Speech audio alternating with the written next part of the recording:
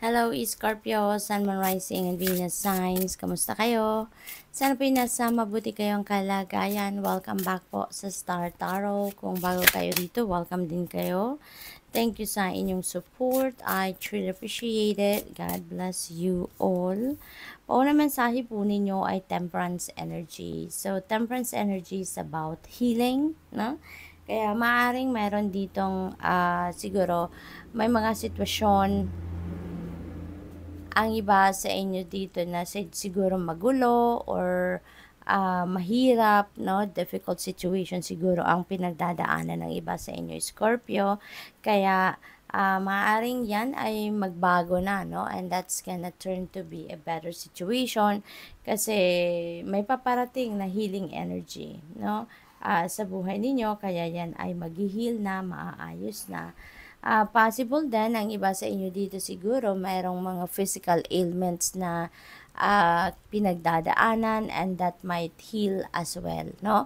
So, pwedeng magsimula na ang iba sa inyo dito na makaramdam ng pagbabalik ng inyong physical strength. Maaring maranasan nyo na or magbalik na yung inyong lakas. Posibleng ganun din ang ganap dyan, Scorpio. Okay? So, we have Four of Cups. Ayan. So, parang walang gana, no? Yung hitsura ng tao sa card. Parang wala siyang gana. Parang parang lagpas yung mata niya dito sa cup no? Kasi ito, yung cup na to, offer ito, no? This is an offer of opportunity para sa iyo. Pero siguro, hindi ninyo to pinapansin. Kasi nga, parang wala kayong gana sa life sa ngayon. Parang, siguro frustrated kayo about something, disappointed kayo about something. Kaya parang ngayon, parang deadma ka lang, no? Parang ganon sa mga bagay-bagay sa paligid ninyo. Pero this is a heads up for you, no? Na merong offer of opportunity sa inyo and depende sa inyong sitwasyon. Maaring offer yan sa related sa trabaho, sa travel, sa negosyo. It could be anything, ano? Depende sa inyong sitwasyon. Pero whatever the case may be, parang deadma. Wala kayo. Wala kayong interest, no, sa bagay na to. Kaya panawagan ito sa inyo na before you totally ignore this offer para sa inyo, pansinin nyo muna, tignan nyo muna, kasi you never know, baka yung makakapukaw muli ng inyong passion, makakapukaw muli ng damdamin ninyo at ang diwa ninyo ay yung opportunity na kumakatok sa inyo sa ngayon. Okay?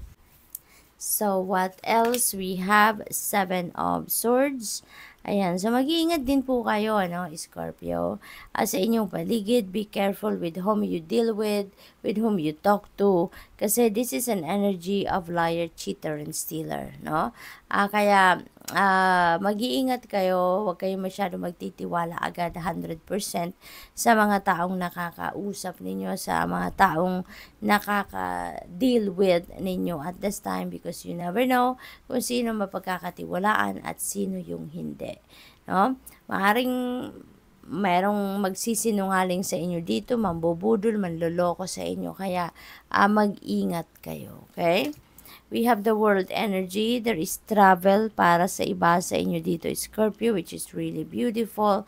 Kasi this could be international travel, no? Maaaring ang iba sa inyo dito mayroong opportunity to travel abroad at baka mayroon ditong trabaho kayo, no? Sa ibang bansa. Maaaring trabaho ito, maaaring meron kayong bibisitahin, pwede rin naman na travel ito related sa pag-aaral, maaring mag-aaral kayo sa ibang bansa, posibleng ganun din ang ganap.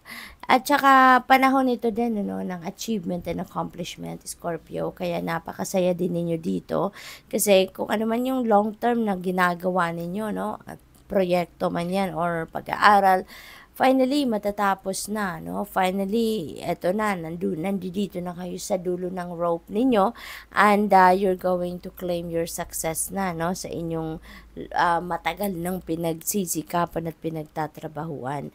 And celebration is also, entitled kayo dyan kasi pinaghirapan ninyo yung achievement nyo na to, yung accomplishment nyo na to. At saka, since this is a ending and beginning energy, so since merong magtatapos, meron ding magsisimula. So, feeling ko, yung mga opportunities na paparating sa inyo, yun ang hatid, no, ng mga successes na makakamit ninyo sa ngayon. Dahil sa mga successes na makakamit ninyo ngayon, that's going to open up new opportunities, new doors para sa inyo. Kaya this is such a very exciting period sa buhay ninyo. Marami kayong bagong sisimulang chapter or phase sa buhay ninyo at this time. So we have 9 of Wands. Dito sa 9 of Wands, siguro, yung parang napapagod na ang iba sa inyo. Maybe ang iba sa inyo dito siguro, before itong tagumpay na to, maaring ito yung nararamdaman ng karamihan sa inyo na parang, teka lang, ang haba na nilakbay ko, ang layo na napuntahan ko, pero bakit hindi ko pa nakikita yung bunga ng paghihirap ko, ng pagsisikap ko, hindi ba? Kaya heads up ito para sa inyo na huwag kayong sumuko kasi 9 of Wands na to, ang sunod nito 10 of Wands, which is your tagumpay. And since we have the world energy dito, so meron kayong tagumpay na, kaya kumbaga one step forward na lang ito, Scorpio. Saglit na lang ito, kaya huwag kayong susuko. Okay? Nandito na yung world energy, yung success energy nandito na, kaya ibig sabihin ito, abot kamay nyo na, no, yung inyong tagumpay. Kaya magsikap lang kayo, continue to persevere, continue to work on kung ano man ang pinagtatrabahuan ninyo dito at never kayong give up kasi nandito na, no, yung parang nasa bukana na kayo ng pintong yan, no, kung saan nandiyan dyan ang inyong tagumpay. Kaya wag ninyong isuko ang laban, okay? What else? We have angel number 222. Ayan, ang swerte ninyo sa ngayon. Talagang meron kayong mga successes, meron kayong mga